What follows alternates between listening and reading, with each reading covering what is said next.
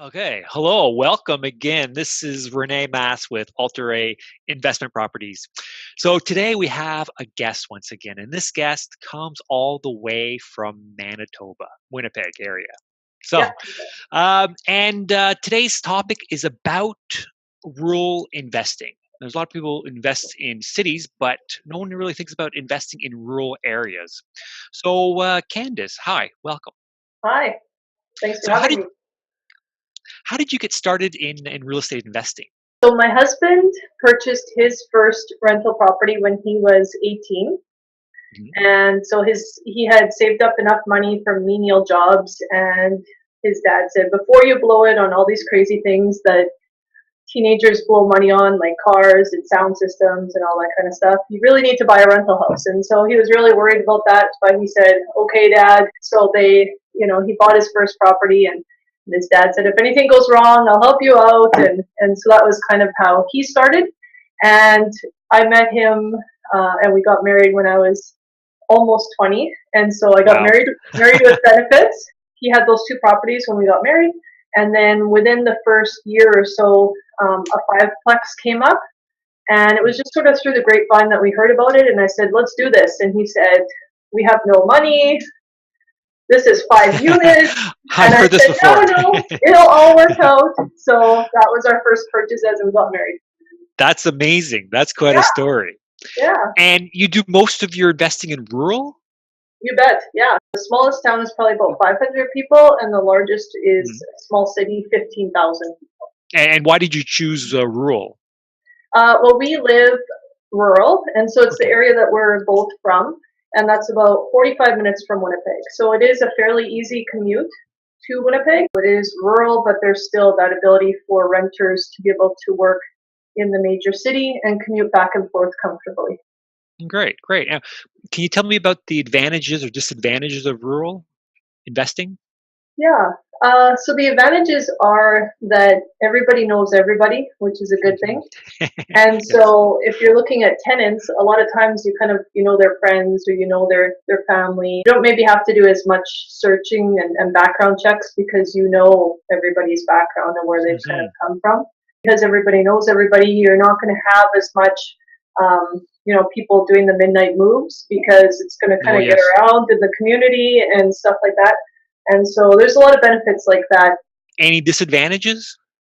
Well, I would say just not having as many job opportunities might be something, right? Because in small town, you'll have a few employers, but mainly people are Mm, commuting to bigger communities for work. And so that would probably be a disadvantage in that way. okay. Yeah. So Um, would you recommend uh, new investors to invest in rural areas? Yeah, I think like everything, you need to know your market, right? So if you Mm, do the research, talk to people that are already investing in small towns, but you also don't have as much of the competition, right? And so you might have a yeah. few players in a small town, but it's not like investing in a bigger center where you're going to have lots of investors. Nice, nice. Yeah, that's a good Yeah, point. And things to do or things not to do in rural investing, that would differ from investing in cities. like I said, it's all about. I think the rules in general apply whether it's rural or city, and you got to know your market.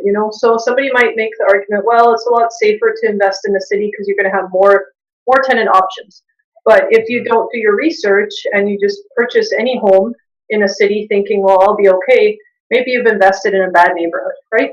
So I think ultimately you need to know, you know, the, the classic questions, right? Is the rent that you're going to be getting enough to cover the expenses?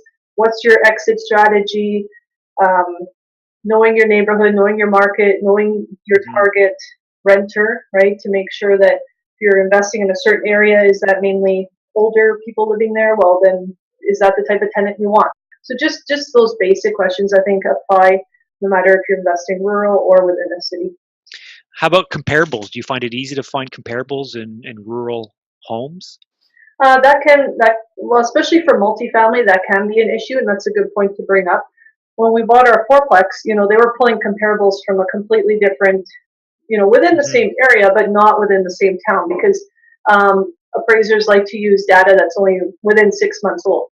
And so trying to find good comparables can be a little bit difficult. What we're doing now, because my husband's looking to transition out of his career, which right now is in stucco and which is fairly labor intensive. We're doing some rent to owns just to be able to have some income coming in a few years.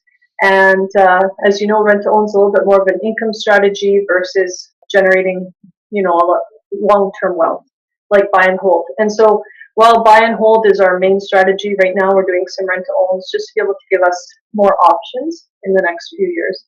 A cool deal that we did, well, first of all, I guess that fiveplex, that first one that we bought, it came with it was a large lot, so within the first year we were able to build another fourplex. We also bought a property recently that needed a subdivision done, so that was a little bit different too. So we couldn't straight out purchase that property because we extended the land and purchased a little bit more from the neighboring property. And so for that one, we got the ability to rent it for a small amount, and then we did a sublease, and we're renting it out for a larger normal rent, which has been kind of cool because we don't own it, but yeah, we're That's getting amazing. That's advanced. That's great. That is yeah, great. All yeah. right. I think it's all about just being open to opportunity and seeing what comes up and being able to jump on that. So That sounds amazing. I'm so glad I spoke with you, Candice. You seem very successful, and you seem you're doing very well in the Winnipeg area. Uh, Thanks for the call. Now, where can we find you? yeah, if you want to connect with me on Facebook, that would be great. It's just Candice Bakx-Friesen. My brand for coaching and helping investors is investorsmarts.ca. Or again, you can find that on Facebook too. And I'd love to connect with anybody who needs extra help uh, with their investing. That sounds great. Thank you very much, Candice. Yeah, I'll talk thanks, to you Renee. again. You bet. Bye.